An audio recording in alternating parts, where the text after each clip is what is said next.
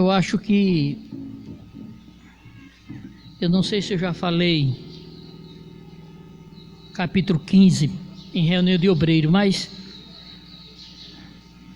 eu preciso falar, tem alguns pensamentos. No capítulo 15 de Lucas,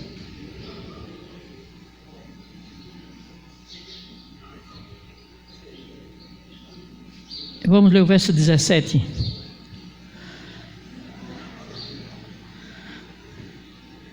Capítulo 15, verso 17. Somente 3 versículos. É bastante conhecida essa passagem, mas tem alguns pensamentos que eu preciso falar para vocês, que talvez sirva para o aprendizado, tá bom? Assim diz a palavra,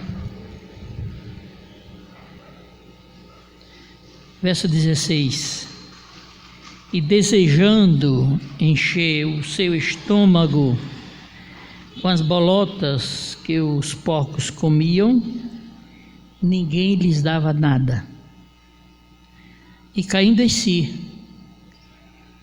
disse: quantos empregados do meu pai têm abundância de pão, e eu aqui estou morrendo de fome. Levantar-me-ei, irei ter com meu pai, e dir-lhe-ei: Pai, pequei contra o céu, e perante ti. Já não sou digno de ser chamado teu filho, mas faze-me como um dos teus empregados. Amém, irmão? Tá bom, pode sentar, viu?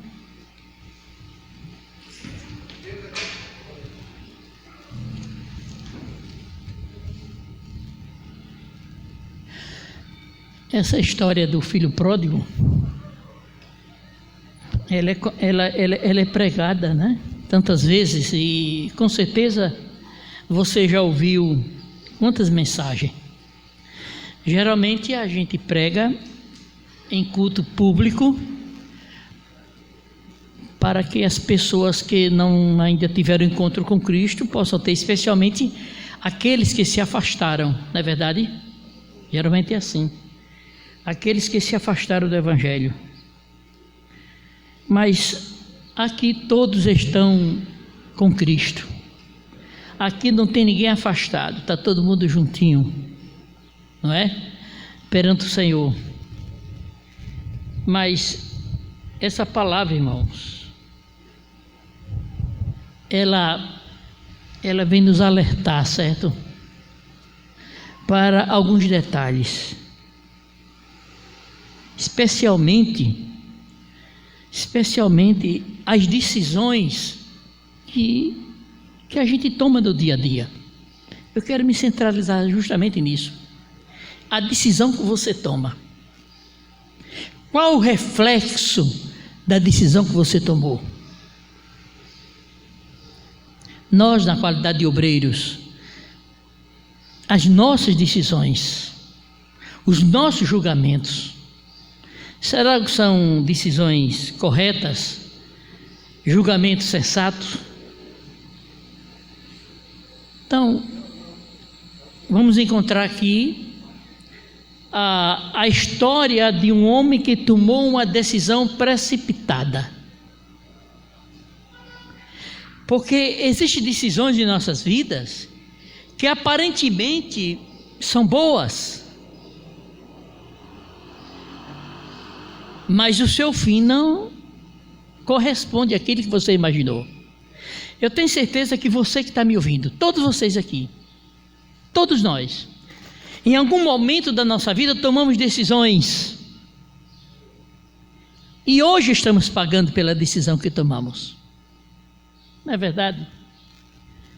Se o tempo voltasse, você não tomaria a mesma decisão, você não falaria a mesma coisa. Entenderam isso? Eu visitei um pastor que estava à beira da morte. Eu digo à beira da morte porque 15 dias depois ele morreu. E eu conversando com ele, ele disse: olha, irmão Crispim, se Deus restituir a minha saúde, e se eu tiver a força e a oportunidade que eu tive, eu faria tudo diferente. Significa dizer que todas as atitudes deles foram precipitadas. Tomou decisão errada. E quando se toma, irmão, uma decisão errada, hoje ou amanhã vem o resultado.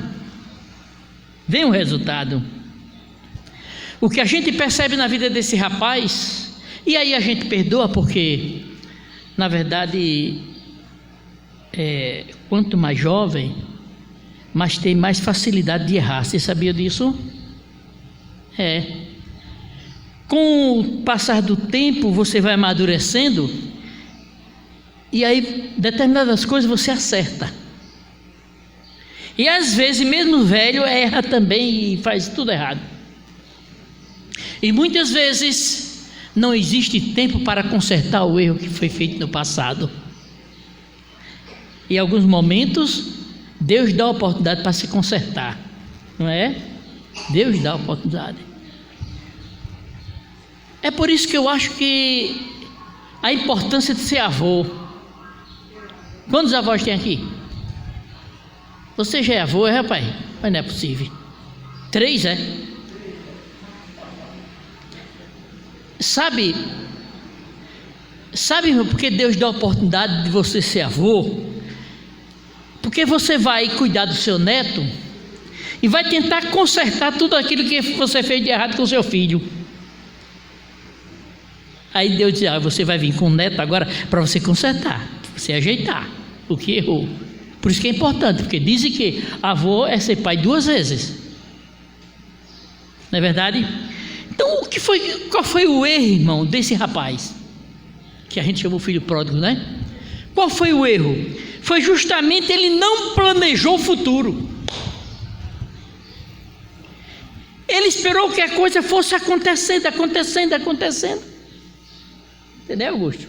Não planejou. Simplesmente foi indo, baseado na música de Martinho da Vila. Deixa o vento me levar. Tem essa música aí? Deixa o quê? É pagodinho? É Zeca Pagodinho. Pronto. Ele, em vez de ir pela Bíblia, foi para o Zeca Pagodinho. E a coisa foi acontecendo. Não planejou, irmãos. E o que acontece, irmãos? Quando não se planeja o futuro, a gente tem que se conformar com o que aparecer. O que vai fazer? Você acha que a Assembleia de Deus em Sergipe surgiu assim? Não, houve um planejamento.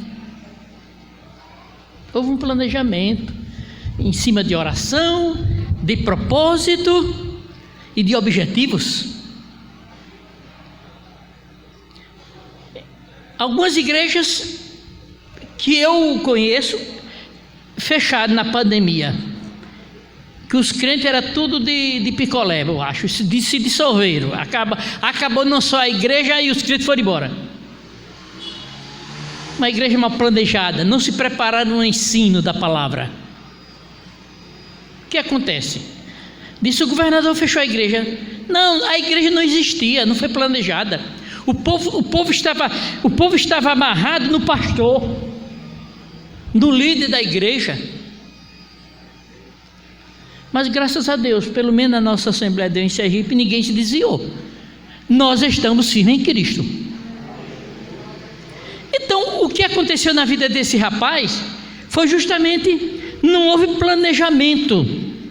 E agora a gente observa nas suas palavras, quando ele fala, que faz dó, quando ele diz assim: ele desejou comer a comida dos porcos. Um sentimento, desejo. Olha, quando um homem deseja comer comida de porco, ele já está realmente aonde? No último grau. Isso foi resultado de quê? De uma decisão errada que ele tomou. E ele reconhece agora: quantos empregados de meu pai, neste momento, é meu dia, tem abundância, comida com fartura, e eu aqui me acabando de fome, estou até desejando comer esta comida dos porcos. O que é que acontece? Ele está colhendo aquilo que ele plantou. Ele está colhendo aquilo que ele não planejou. Então, irmãos, a gente aprende com essa lição em ter cuidado nas nossas escolhas, nas nossas decisões. A igreja do futuro será filha dessa atual. Os nossos filhos e netos e bisnetos serão o futuro da igreja. O que se plantar agora é o que vai se colher lá na frente. Porque a Bíblia diz: quem semeia na carne, da carne colhe. É a lei. É a lei. É uma lei isso. A gente colhe o que planta. É uma lei divina. Muitas vezes o crente faz a coisa errada e quer colher a coisa certa. Ele se acha tão santo que quer que Deus quebre a lei para ele. Tem que funcionar para ele, não. Por quê? Se é uma lei natural. Esse rapaz, ele fez a coisa sem pensar. O filho pródigo fez a coisa sem pensar. E a gente precisa aprender a pensar. É o que se chama pensar o pensamento.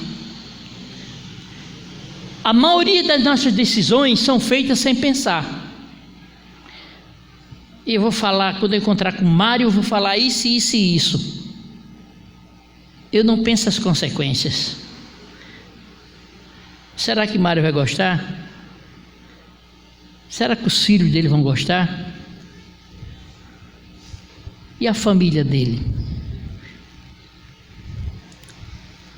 Quantas pessoas a gente consegue magoar porque não pensou antes? Não é verdade? Aí você consegue magoar porque não pensou o pensamento. E quando a gente tenta mudar o nosso pensamento, a gente passa a pensar para a vida. Entendeu? Raciocinou, pensou, o que acontece? Aí diz: não vou fazer isso, não vou falar isto. Você está pensando para a vida. Porque eu disse: ninguém consegue mudar a lei da natureza. Se você planta abóbora, você vai colher abóbora. Este rapaz não pensou nisso. E o texto diz o seguinte: ele caiu em si e disse: quantos trabalhadores do meu pai? Quantos trabalhadores do meu pai têm abundância de pão e eu aqui estou perecendo de fome. Você entenderam? Ele pensou. Parece que durante toda a sua vida foi o primeiro momento que ele parou para pensar. Quantas vezes a mãe fala: meu filho, não faça isso, não ande por aí, não vai dar certo essa sua amizade, fuja desse rapaz, né? Mas na hora a pessoa não está pensando, de estar apaixonado, né? A paixão cega, sabe? Paixão é uma doença. Toda paixão é prejudicial, irmão. O que prevalece é o amor. É o amor. Eu aconselho a jamais você ser apaixonado pela Assembleia de Deus. Não se apaixone, não. Não se apaixone. Tem gente que fala assim, essa igreja eu não sei viver. Ah, meu Deus do céu, faz pena. Está apaixonado pela igreja. Tem gente que se apaixona até pelo pastor, só se esse pastor sai daqui, eu saio também. Oh, que coisa. Outro se apaixona por política, briga. Não é? Tem uns até que brigam por Bolsonaro, né? Entendeu, irmão? Então, talvez esse rapaz ele não pensou, ele ficou apaixonado pelas notícias, né? Lá fora a coisa é bem melhor. E ele tomou essa decisão, mas até que enfim, diz o texto, o verso 17, ele caiu em si. Oh, irmão, é a melhor fase da vida, é quando você cai em si, não precisa ninguém te alertar, você mesmo caiu em si, e só se cai em si quando pensa, viu? Quando pensa, eu não vou meter minha mão em cubuca, sabe o que é isso, não sabe, meu amigo? Meu Zé sabe, né, meu Zé? No interior fala, colocar a mão em cubuca, né? O menino, a criança coloca a mão, né, e depois não consegue tirar mais, né? Ficou lá dentro, né? Então, deve pensar, será que essa cubuca aí vale a pena? Se eu colocar a mão, eu vou conseguir tirar? O rapazinho, coitado, ele fez isso. E diz o texto, caiu em si. É como que ele diz assim, por que eu estou fazendo isto? É isso que ele fez. Porque eu estou desejando comer comida de porcos? O que eu estou fazendo aqui? Tomando conta de chiqueiro de porcos? Isso é caiu em si. Essa pergunta ele fez para ele mesmo. Por que eu estou fazendo isso? Por quê?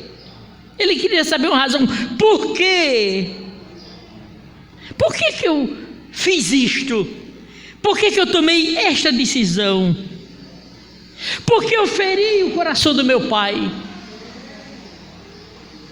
Que decisão foi essa? Ele caiu. É como se diz, a ficha caiu. Sabe, de vez em quando a gente precisa, irmãos, é o que eu chamo ajustar a mente. Entendeu? De vez em quando, entendeu, Mário? Eu não sei se vocês estão entendendo onde eu quero chegar. De vez em quando a gente tem que parar para ajustar a mente, para tentar descobrir o que é que nós estamos pensando. Se esse meu pensamento é produtivo, ou esse pensamento, porque depois de pensamento vem a ação. O que eu estou pensando vai gerar algo de produtivo para mim? Isso se chama ajustar a mente, mas para ajustar a mente, você tem que parar um pouco. Tem que parar. Depois de parar, tem que pensar. E quando ele parou e quando ele pensou, aí aquela palavra que eu admiro muito, ele percebeu que estava no lugar errado. O fator da percepção. Aí, quem estudou psicologia entende um pouco do que eu estou falando. A percepção, irmão, é um dom de Deus, que Deus deu ao homem.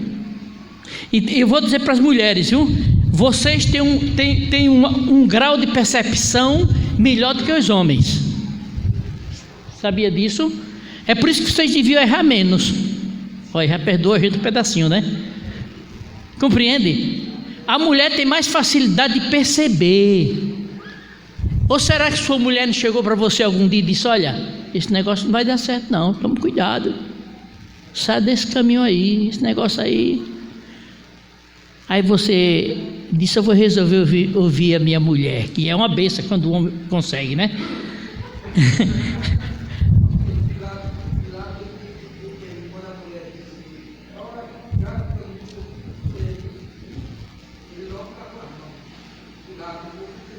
Sim, exatamente. Foi, ele ouviu o conselho da mulher, não foi? A mulher percebeu que Jesus era inocente. A mulher percebeu e disse: olha, larga a mão deste homem aí, que esse homem é inocente. Aí foi que Lázaro chegou e disse: eu vou lavar as mãos. Aí pegou álcool gel, não foi?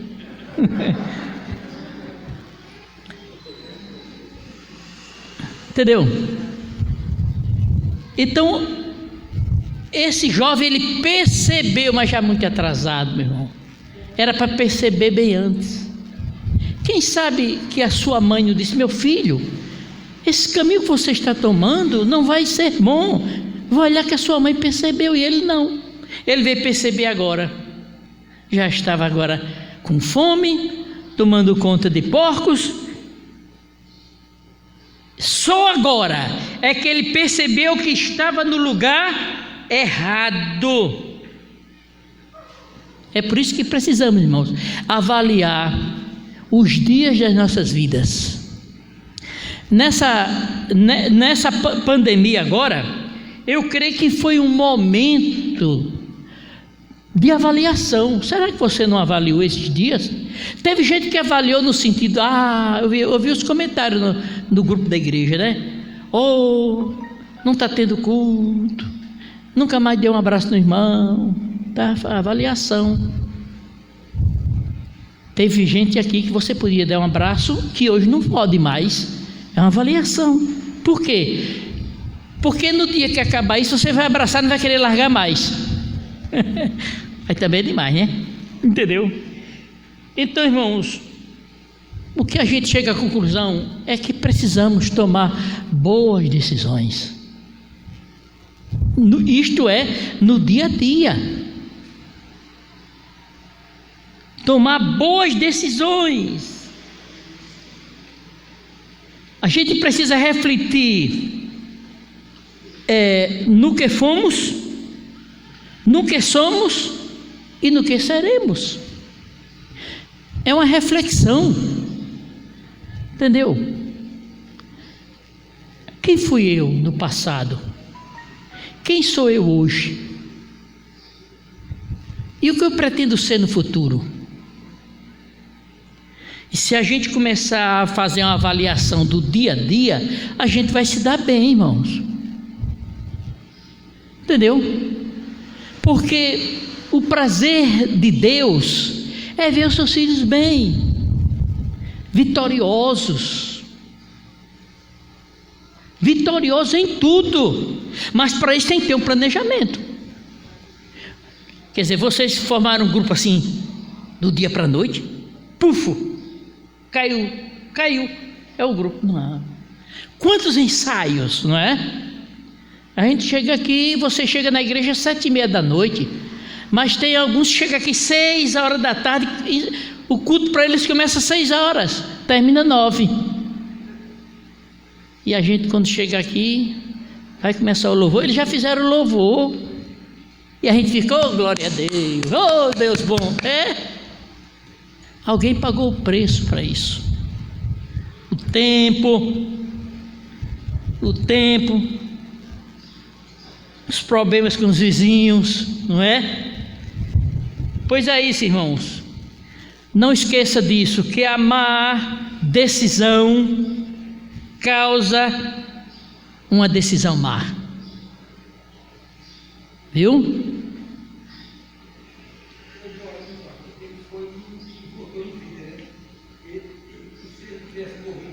Sim.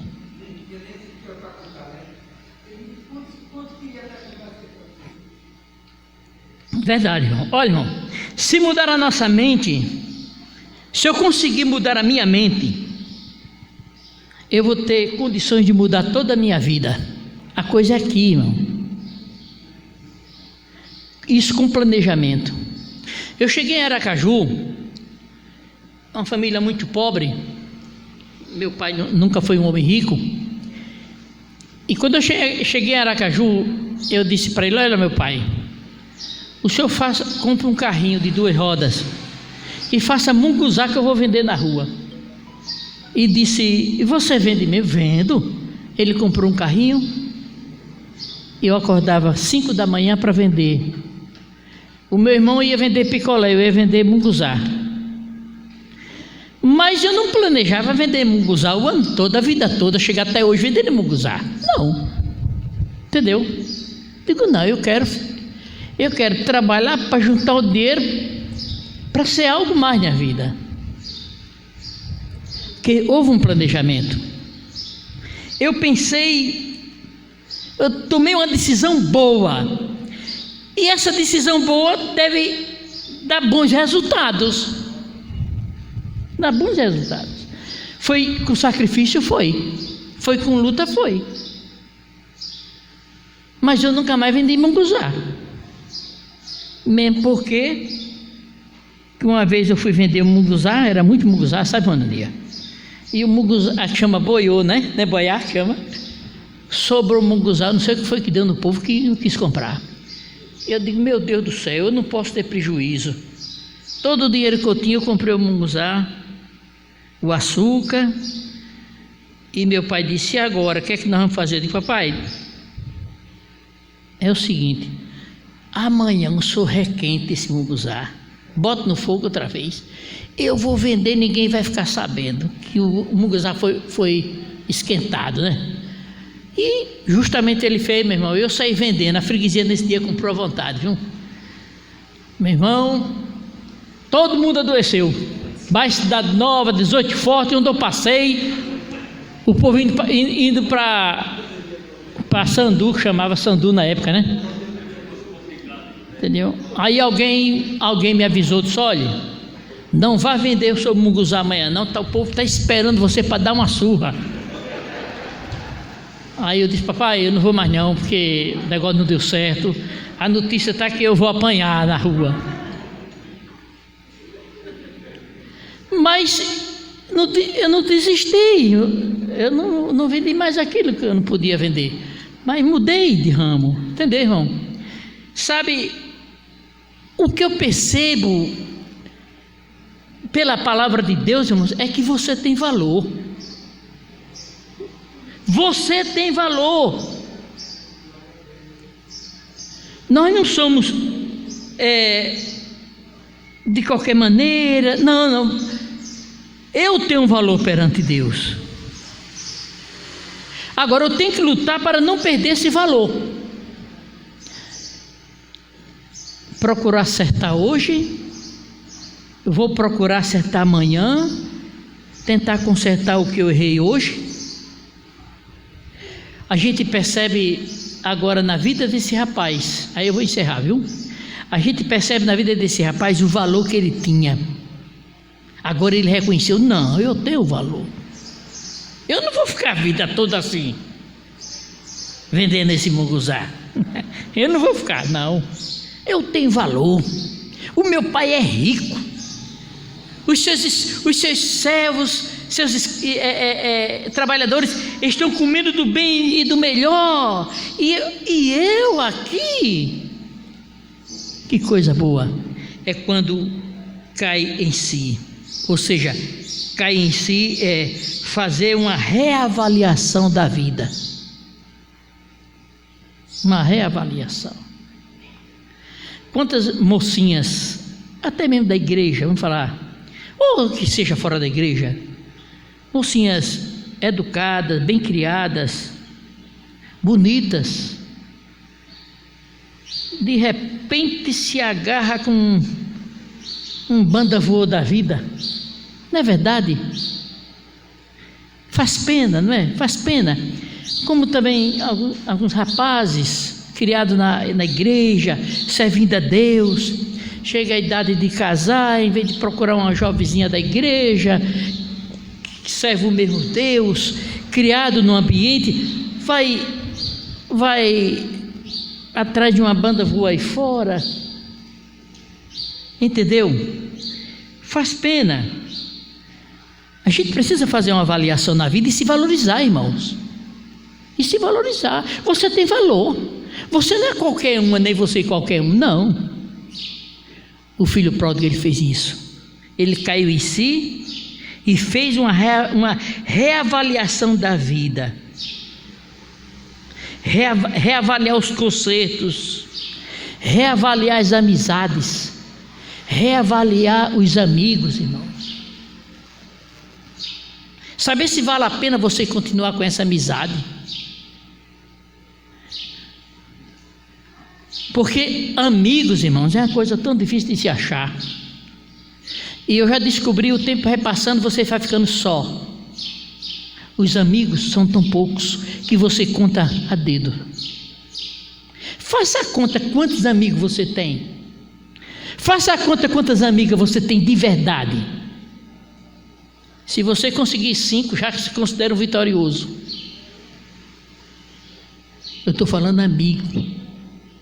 E a gente precisa reavaliar. Não, isso aí não dá para ser meu amigo. Pode ser meu irmão, meu conhecido, meu parente. Agora amigo é algo diferente. Ele caiu em si e tomou o que? Uma decisão. Aí é importante isso aí, irmãos. É tomar uma decisão. Eu errei. Disse: Pai, eu pequei contra os céus e perante ti.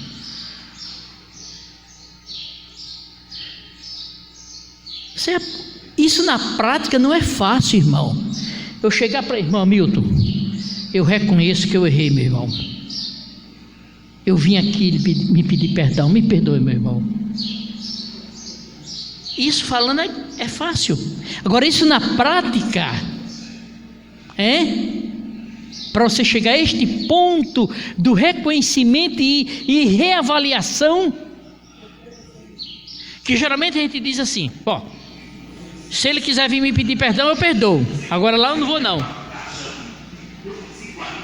Mas quando o homem cai em si, ele toma a decisão de ir. Um pastor da igreja, eu era membro da igreja, eu não era nem diácono, nem auxiliar. Eu não vou dizer que eu não era nada, porque o crente não é nada, né?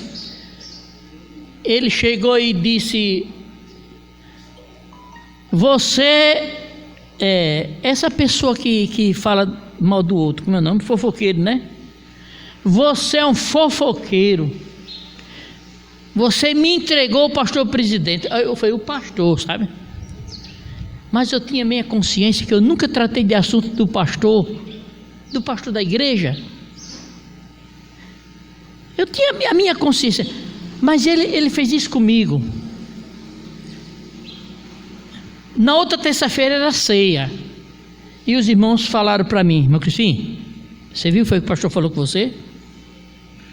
Todo mundo viu que era eu. Ele não citou meu nome, sabe, irmão? Mas só tinha eu assim: olha, você só está imonaninha no banco. Eu digo: você é um fofoqueiro. Eu estou falando com alguém. Aí quando foi na hora da ceia, eu fiquei pensando assim: como é que eu vou tomar ceia? O pastor me chamou de fofoqueiro e eu fiquei com raiva dele, sabe? Aí eu falei assim. Aí na hora que ia celebrar a ceia, no banco lá, eu levantei a mão e disse assim: pastor, eu quero lhe pedir perdão. Agora eu quero lhe dar um abraço, para mostrar que o perdão era de verdade, né? Aí eu fui até no púlpito e disse assim: me perdoe, pastor. Quer dizer, eu assumi perante toda a igreja que eu era fofoqueiro mesmo, mas eu nunca falei, entendeu? Mas para chegar a esse ponto, irmão, é difícil um negócio desse. Não é fácil você ser chamada de fofoqueira e depois de pedir perdão a quem lhe chamou de fofoqueira, sem você ser. E aí eu cheguei à conclusão que é difícil o perdão, é muito difícil. Mesmo sabendo que quem você vai pedir perdão vai te perdoar. Eu ainda não vi um caso de alguém pedir perdão, não perdoou não. Todos perdoam, mas mesmo assim é difícil. Mas que quando se cai em si e quer fazer uma reavaliação da vida, a porta está sempre aberta para o perdão. Então, irmãos, a palavra nesta manhã é sobre decisões na vida. Tome a sua decisão e faça uma avaliação para não tomar decisão errada. Amém?